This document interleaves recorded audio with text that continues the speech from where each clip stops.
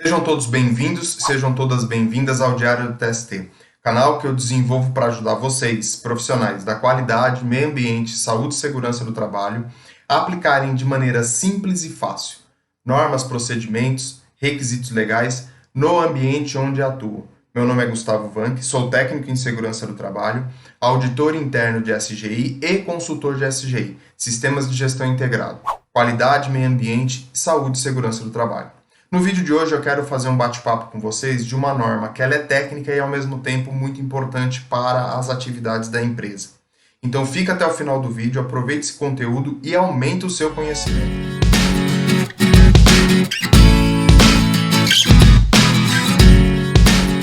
Como eu falei no começo do vídeo, essa norma ela é uma norma técnica e ao mesmo tempo muito importante para a saúde e segurança dos trabalhadores e para os processos da organização.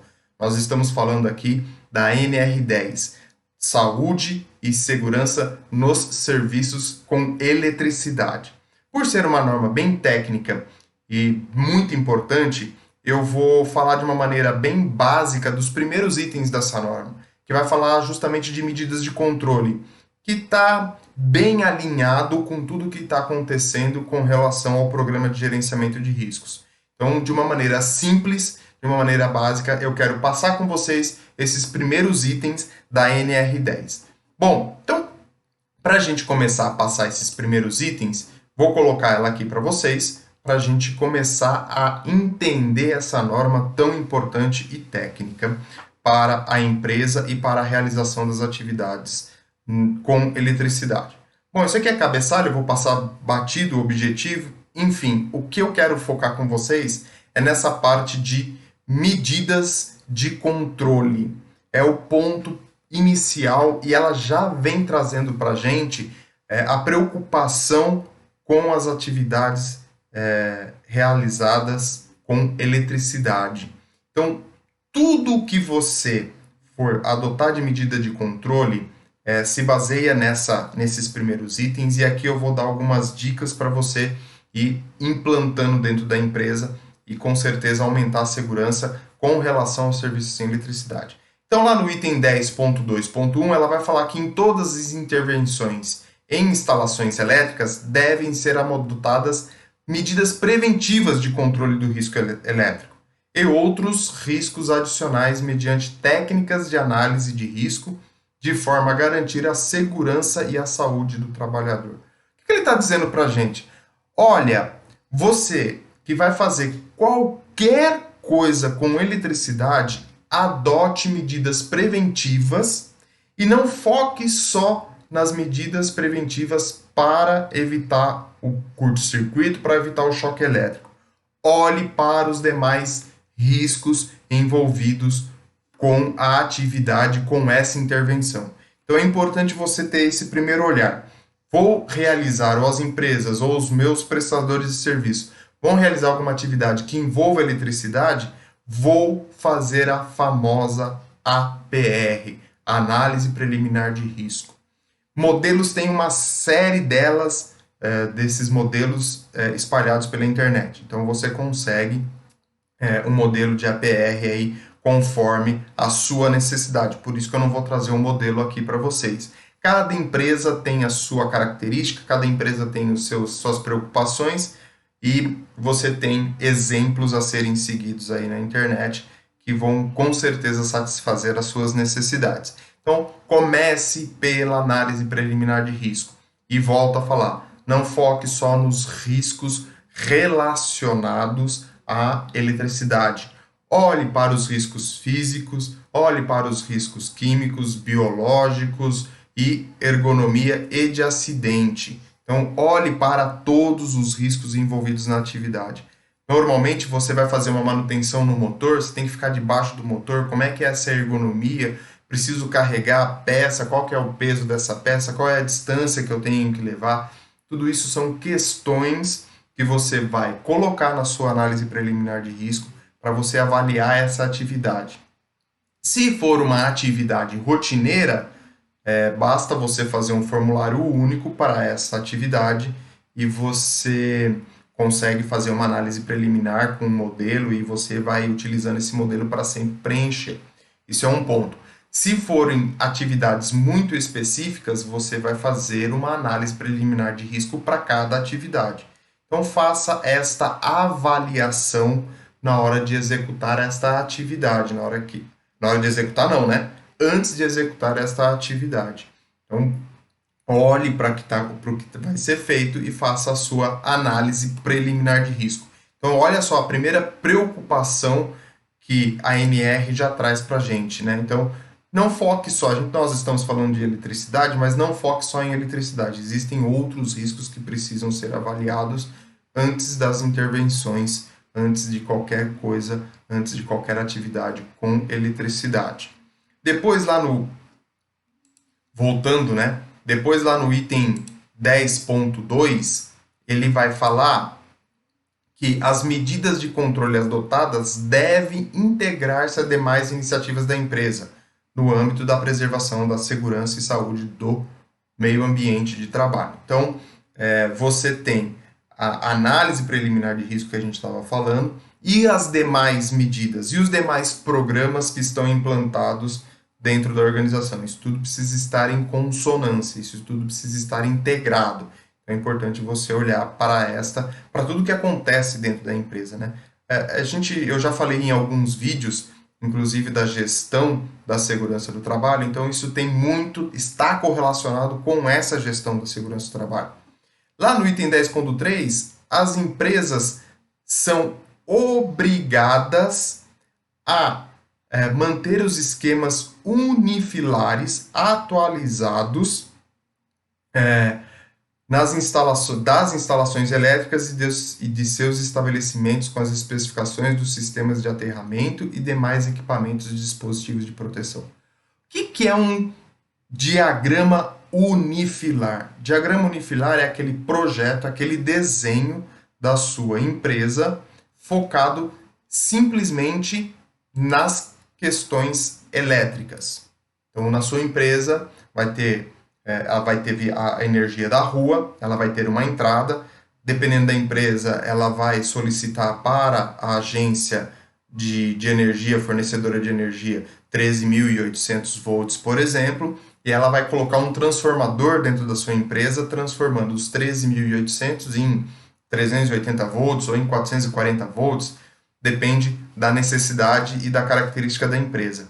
Essa é a fonte, esse é o começo, né? Você vai dizer lá no seu projeto, no seu desenho da sua empresa, onde está localizado o transformador.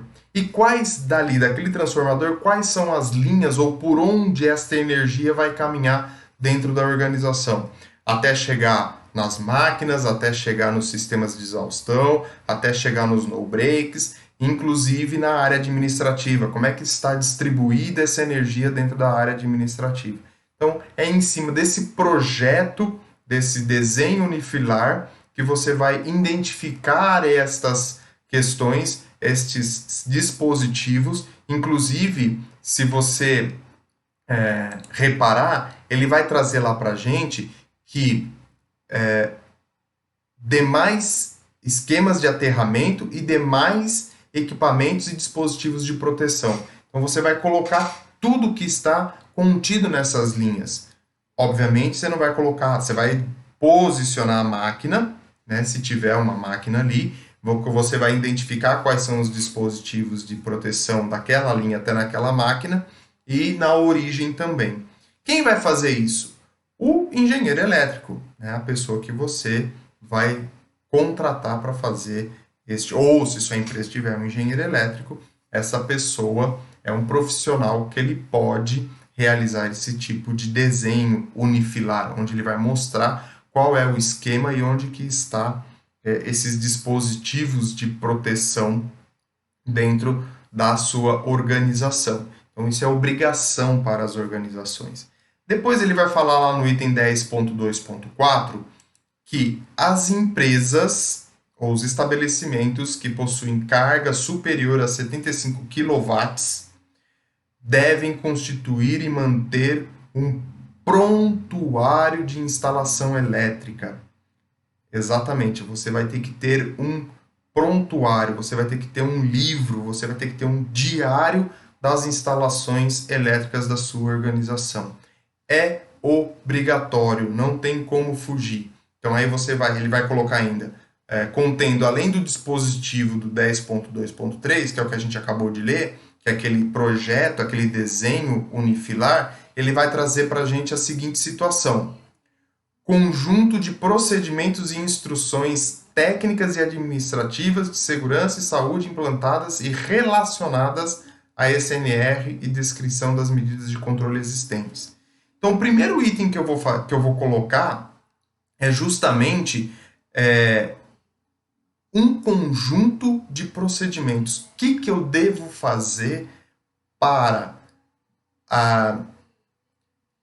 fazer a manutenção, instalar, fazer uma manobra, uma manutenção preventiva, quais são as instruções com relação à elaboração de procedimentos. Então você vê que você vai colocar neste prontuário quais são ou como se deve executar as atividades com eletricidade.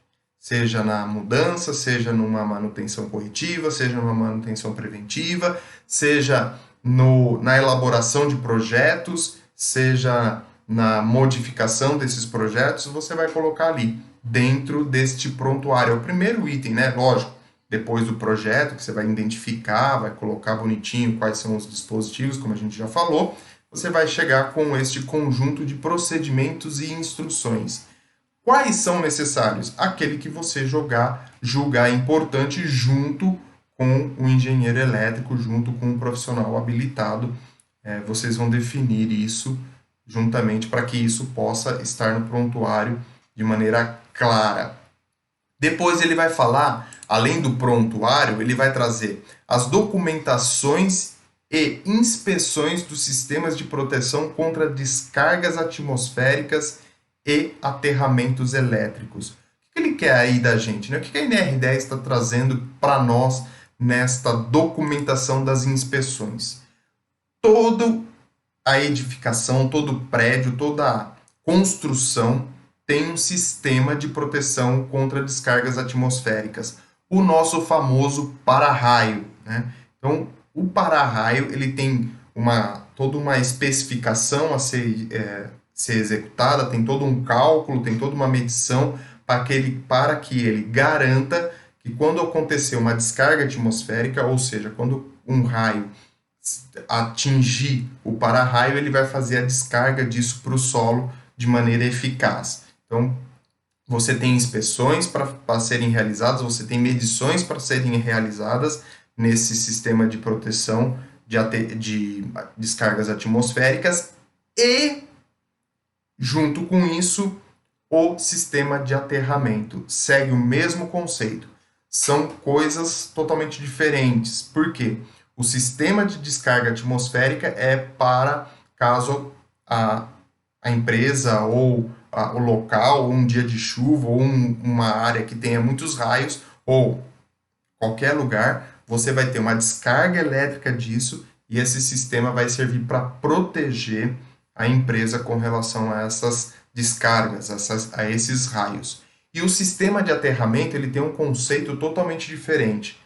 O sistema de aterramento ele está lá para fazer a segurança dos equipamentos. Ele não pode, em hipótese alguma, estar interligado, e aí os engenheiros elétricos podem confirmar isso que eu estou falando, ele não pode estar ligado com a rede de descarga atmosférica. Por quê? Um exemplo bem simples, né? Se a empresa sofrer uma descarga atmosférica e o aterramento estiver interligado com o sistema de descarga atmosférica, do sistema de proteção de descarga atmosférica, a energia vai voltar para o equipamento e vai queimar o equipamento, vai danificar o equipamento, se não causar um acidente ou vir a danificar ou matar alguém nessa descarga atmosférica. Então são coisas totalmente separadas e você vai ter que medir, você vai ter que identificar valores para que esses sistemas estejam funcionando de maneira adequada. Então por isso que ele pede a documentação das inspeções, tanto do para-raio quanto do aterramento. Ele vai olhar para isso e isso tem que constar no prontuário. Depois disso, ele vai falar para a gente as especificações dos equipamentos de proteção coletiva e individual e o ferramental aplicável conforme determina a SNR. Então você vai colocar uma lista dos EPIs que são utilizados, da proteção coletiva que está sendo aplicada e quais ferramentas você está utilizando dentro destes serviços. Então você vai ter desde ferramentas manuais até equipamentos de testes, enfim, tudo aquilo que envolve eletricidade. Você vai ter que fazer a relação destes equipamentos. Então, voltando, recapitulando um pouquinho, vai fazer o diagrama unifilar. Sua empresa tem mais de 75, tem uma carga acima de 75 kW, você vai aplicar um conjunto, ou você vai elaborar esse prontuário, onde vai ter o conjunto de procedimentos, depois a documentação das inspeções realizadas com relação ao para-raio e ao aterramento, e depois a relação dos equipamentos de proteção coletiva, de proteção individual e o ferramental aplicável, e aí você vai ter depois o detalhamento dentro da NR. Seguindo, nós vamos falar também... E aí dentro, continuando no prontuário, ele vai trazer para a gente a seguinte situação: documentação comprobatória da qualificação, habilitação, capacitação, autorização dos trabalhadores e dos treinamentos realizados. Então não adianta simplesmente você dizer, olha, aqui está o meu mecânico, meu eletricista de manutenção. Bacana, ele está aí, legal, está trabalhando. Qual é a qualificação dele? Quais são a habilitação que ele tem? Quais são os treinamentos que ele realizou? Quais foram as capacitações que ele realizou? Inclusive, você mais para frente, você vai ver que existe um treinamento exclusivo para esta norma, onde todas as pessoas que realizam atividades com eletricidade têm que realizar esse treinamento para que ela possa operar ou para que ela possa manusear e possa realizar um serviço com eletricidade. É bianual, a cada 2 anos você renova, você faz uma reciclagem em cima disso. Então, esse documento dos trabalhadores, quem são e quais são, qual é a qualificação e qual é a capacitação desse trabalhador, tem que estar dentro do prontuário. Outro detalhe bem importante: resultados dos testes de isolação elétrica realizados em equipamentos de proteção individual e coletiva. Se você tem um EPI que vai ser utilizado para este serviço com eletricidade, por exemplo, existem luvas no mercado que elas suportam 5.000 volts. Então, essa luva tem que suportar esses 5.000 volts. Então, você tem que ter um certificado, ou melhor, um resultado dos testes realizados com essa luva que suporta 5.000 volts. Tem que ter lá o relatóriozinho do teste que foi feito com essa luva. Só com essa luva? Não. Existem os outros equipamentos que envolvem proteção e você vai ter que fazer um teste com ela e você vai ter que ter esse relatório. E depois ele vai trazer para a gente a certificação dos equipamentos e materiais elétricos em área classificada. Então, existem áreas que são áreas potencialmente explosivas, potencialmente inflamáveis, e você vai ter equipamento elétrico ali dentro. Você vai ter um interruptor, você vai ter uma lâmpada, você vai ter um motor trabalhando, ou você vai realizar alguma manutenção em algum equipamento elétrico, um painel elétrico dentro dessas áreas classificadas. Você tem que ter a certificação de que esses equipamentos que vão ser utilizados nessas áreas, eles estão adequados a serem realizados, a serem utilizados em área classificada. Então é importante você ter isso, se você tiver uma área classificada, né? Então você determinou uma área potencialmente explosiva, potencialmente inflamável, você vai ter que aplicar os produtos, os equipamentos que estão ali dentro, desde interruptor, lâmpada, motor, painel, específico e adequado para aquela área, que a gente chama que são os equipamentos EX, e o ferramental para que você possa trabalhar dentro dessas áreas também certificados. E para fechar o nosso prontuário, relatório técnico das inspeções atualizadas com recomendações de cronogramas de adequações. E aí ele vai te dizer quais são as alíneas aí que ele quer. A A e a F, por exemplo, que são os certificados dos equipamentos elétricos. Então, isso vai compor o seu prontuário. Tenho que ter isso de maneira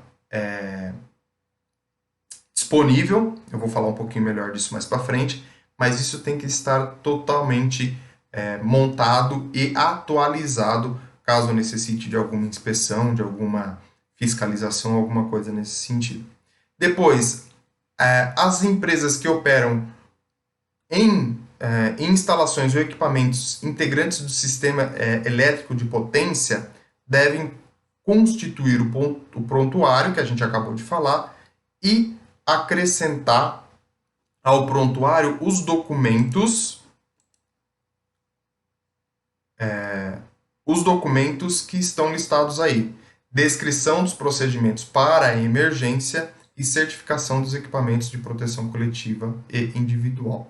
Então, mais ou menos, você vai acrescentar a descrição dos procedimentos para emergência. Se você está atuando com gestão de segurança do trabalho, isso daí vai ser uma rotina sua já. Isso já vai existir esse procedimento de atendimento à emergência. Então, não é nada muito complicado para você. Mesmo se você não tiver uma gestão definida ou está implantando uma gestão, com o PGR, com o Programa de Gerenciamento de Risco, você também vai ter e vai conseguir identificar a necessidade deste plano de atendimento à emergência. Então é importante você já alinhar isso com o seu gerenciamento de gestão de segurança do trabalho e alinhar isso com o seu programa de gerenciamento de risco. Veja como isso tudo está interligado. Então você já vai ter naturalmente, né, na hora que você estiver implantando isso, você já vai colocar isso em prática e já vai adotar isso para a sua empresa. Seguindo, nós falamos aí das empresas dos sistemas elétricos de potência. Depois nós vamos falar que o prontuário das instalações deve ser organizado, mantido e atualizado pelo empregador ou pessoa formalmente designada pela empresa, devendo permanecer à disposição dos trabalhadores envolvidos nas instalações e serviços em eletricidade.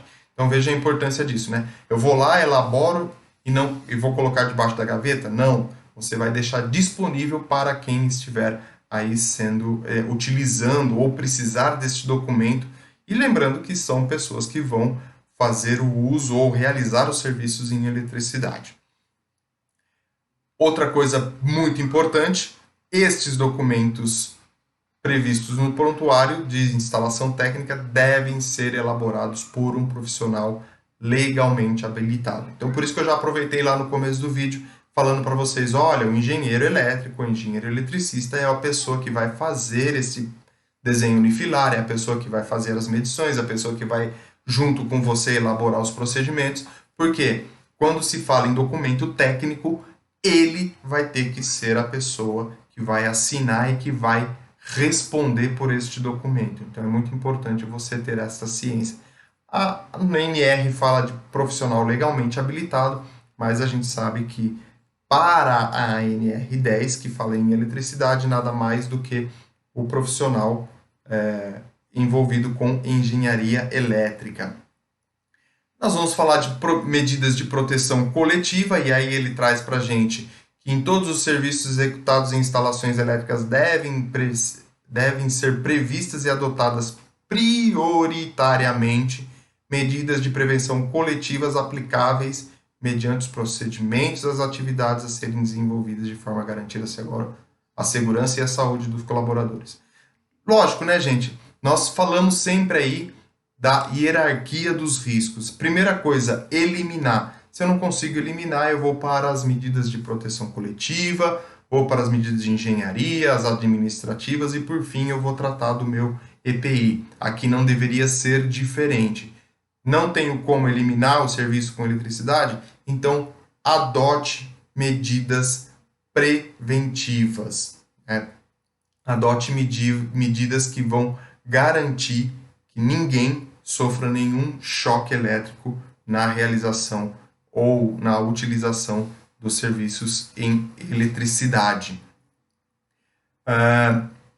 Se você não for possível, ele vai falar lá que ele traz aqui no finalzinho, se você não conseguir na impossibilidade dessas medidas, né, de preventivas, o emprego da tensão de segurança. Então você tem que trabalhar com uma tensão segura, pensando nisso. Na impossibilidade da implantação estabelecida no item 10.2.3, que é o que ele fala na impossibilidade da implantação do estabelecido no item anterior, devem ser utilizadas medidas de proteção coletivas, tais como isolação das partes vivas, obstáculos, barreiras, sinalização do sistema, seccionamento automático de alimentação e bloqueio do religamento automático. Então, são medidas que você vai adotar dentro da sua empresa para que você possa garantir que o serviço em eletricidade seja eficaz e não cause dano aos trabalhadores. Ele fala ali, isolação das partes vivas. A gente encontra isso, por exemplo, dentro de painéis de comando ou de transformadores, né? Na saída do transformador, normalmente você tem uma barra que ela está exposta lá e que ela ali tem uma energia constante ali. Você tem que garantir a isolação dela. Não consigo, né, fazer com que ela fique desenergizada. Então eu vou lá e vou proteger, vou segregar, vou separar isso de qualquer situação. Dentro, um exemplo mais próximo da gente, né, nas nossas casas, nós temos os painéis ali de disjuntores, por exemplo. Ali você tem uma parte viva atrás dessa caixinha de disjuntores. Como é que eu faço? Eu coloco uma barreira na frente. Eu só tenho acesso ao manípulo do disjuntor, né? Não tenho acesso à parte viva que está atrás deste painel. Então é uma maneira de você fazer com que esse painel não te cause nenhum acidente. Desbloqueio seccionamento automático, né? Então abro a porta do meu painel, por exemplo, do meu painel de comando. A hora que eu abro a porta, ele vai lá e desenergiza aquele painel de comando, ou seja, ele corta a energia de entrada, ele desliga tudo. Não é...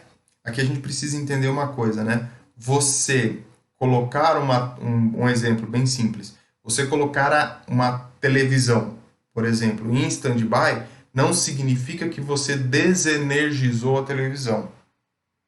Existe uma tensão ali, e se você, dependendo do que você for mexer, você pode sofrer um choque elétrico. Quando a gente fala que é desenergizado, quando eu vou lá, no exemplo da televisão, eu tiro o plug da tomada.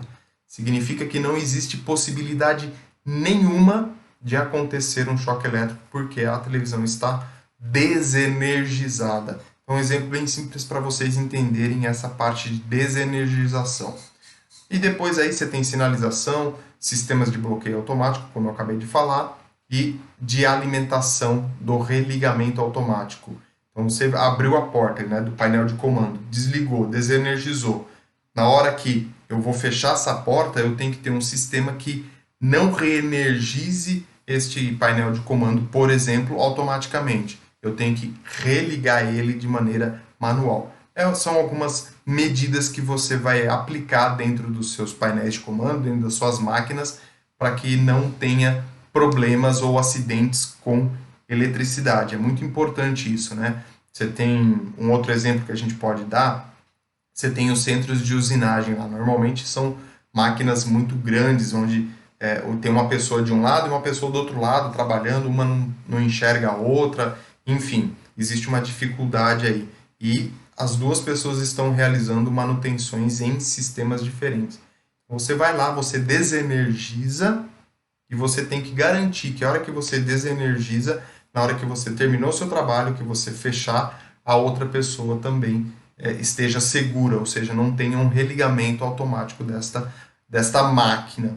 É muito importante você entender isso juntamente com o seu engenheiro elétrico ou o seu engenheiro eletricista, para que você tenha a segurança nestas atividades. Seguindo em frente, ele vai falar para a gente que o aterramento das instalações elétricas deve ser executado conforme regulamentação estabelecida pelos órgãos competentes e, na ausência dela, deve atender às normas internacionais vigentes. Gente, né? Tenho que fazer o aterramento. Tenho algum problema? Não tenho norma, não tenho regulamentação nenhuma no Brasil? Vou buscar internacionalmente quais são as normas que são aplicáveis para que a gente possa ter um serviço em eletricidade seguro e saudável para os nossos trabalhadores. Medidas de proteção individual, né? Então, os trabalhadores em instalações elétricas, quando as medidas de proteção coletiva forem tecnicamente inviáveis ou insuficientes para controlar os riscos, devem ser adotados equipamentos de proteção individual conforme a NR6. Então, seguindo aquele exemplo que eu dei, vou eliminar, não consigo, aplico as medidas de controle coletiva, não consigo, vou para as medidas de engenharia, sinalização, administrativas, não tenho nenhuma delas, vou para os meus EPIs. Simplesmente, vou lá e compro um EPI? Não. Você tem que analisar o EPI, você tem que classificar esse EPI, entender como é que ele funciona, qual é a utilidade dele dentro da sua realidade, e aí sim você vai aplicar e vai fazer o uso desse EPI. E aí ele traz bem claro para a gente, as vestimentas de trabalho devem ser adequadas à atividade, devendo contemplar condutibilidade, inflamabilidade e influências eletromagnéticas. Não é um uniforme qualquer. Não vou lá na loja ou vou lá na empresa que fabrica uniformes para as organizações, para as empresas, e vou lá, me vê um uniforme aí de algodão ou qualquer coisa e vou lá e entrego para o meu eletricista ou para alguém que vai realizar atividades com eletricidade. Não, você tem que procurar uma vestimenta, um uniforme aplicável às atividades que ele está realizando.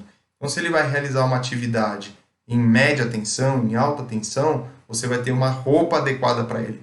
Não pode inflamar, não pode ter material dentro desse tecido que seja magnético, né? Então, você vai ter problemas com descargas eletromagnéticas, não pode ser um material... Normalmente, esse tipo de material é um material sintético. As roupas, as vestimentas, elas são feitas para NR10, normalmente são feitas de tecido de algodão, né? Então, você não tem essa situação. Ou de um outro material mais natural. E que vai evitar que ela seja condutora de energia elétrica. Então, é muito importante isso, olhar para o uniforme do seu eletricista. Né? Muitas vezes a gente acha que uniforme é uniforme, não. Foque no uniforme para eletricista, porque existem especificações, inclusive testes para esse tipo de uniforme, para que ele garanta que, ao realizar um serviço em eletricidade, o seu colaborador não venha a sofrer algum choque elétrico, algum acidente na realização desta atividade. Além daquilo que a gente já falou das ferramentas manuais e tudo mais, né? E para finalizar, é vetado o uso de adornos pessoais nos trabalhos com instalações elétricas ou em suas proximidades. É importante ressaltar isso. Posso usar brinco, correntinha, aliança, relógio? Não.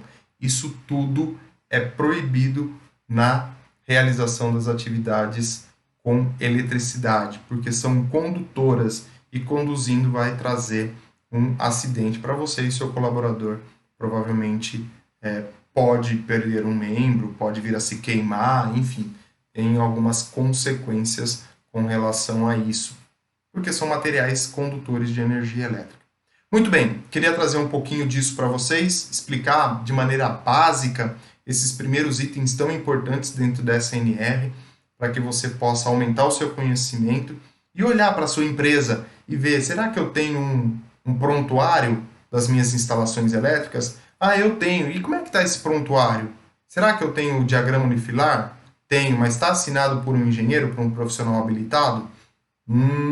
Será que aí está? Então, para você refletir e para você aplicar no seu dia a dia. Eu fico por aqui. Não esquece, curte, comenta, compartilha, divulga este vídeo para que este conhecimento chegue a mais pessoas e isso a gente possa ter mais ambientes seguros e saudáveis. Antes de partir, vou deixar aqui embaixo para vocês o site do Diário do TST, diariodotst.com.br. Vou deixar o link aí para vocês e vou deixar o link das redes sociais também do Diário do TST, onde você vai encontrar diversos conteúdos para você aplicar no seu dia a dia. Inclusive, vou deixar um link aqui de um curso para que você possa aumentar o seu conhecimento e, com certeza, aplicar na sua gestão de saúde e segurança do trabalho. Então não esquece, clica no link, aproveita o conteúdo, aproveita o curso e aumente o seu conhecimento. Um grande abraço e a gente se encontra no nosso próximo vídeo.